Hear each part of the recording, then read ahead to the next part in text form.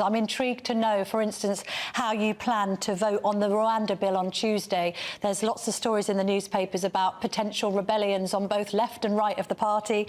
I just spoke to Sir Ian Duncan-Smith, who is sort of mulling it all over. Where do you stand on that legislation? I thought you might ask me this question, Camilla. I will be supporting the government with their position. I simply take a pragmatic view at this. You've got on one side of the party, the left saying this has gone too far. On the other side, the right saying it hasn't gone far enough.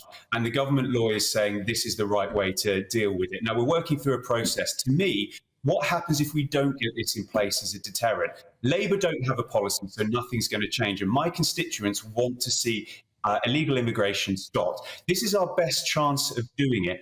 Now, I particularly note what Rwanda have said on this. Their foreign minister has turned around and said, but we will only support this in line with Britain following international law.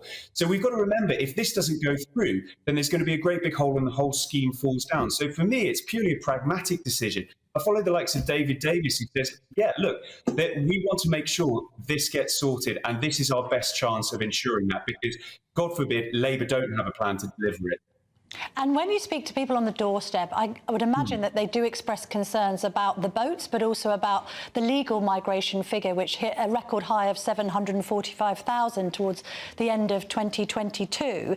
But are they necessarily championing Rwanda as a plan? I mean, you're quite a level-headed Tory MP who may well have reacted to the idea of processing migrants overseas positively and then be told that we're going to do it ... in a Rwanda, and said to yourself, Rwanda, really? Is that the best place to do it? Well, I think we already see the UN, according to the Daily Mail, sending people to Rwanda, refugees to be supported. I think the key thing is we've proved Denmark has legislation that allows for offshoring for people in third countries to be processed. It's a deterrent. We don't want people getting into that system in the first place. But I like to think if I was a political refugee, if it meant that I had to be processed in another country to be able to get where I wanted to be, I would go through that. But we want people to come through the legal routes. And I think, one of what's lost in these net migration figures legally is that actually one of the best exports we have is our university and our education system. The key thing is that people were bringing their families along and staying further than we wanted them to.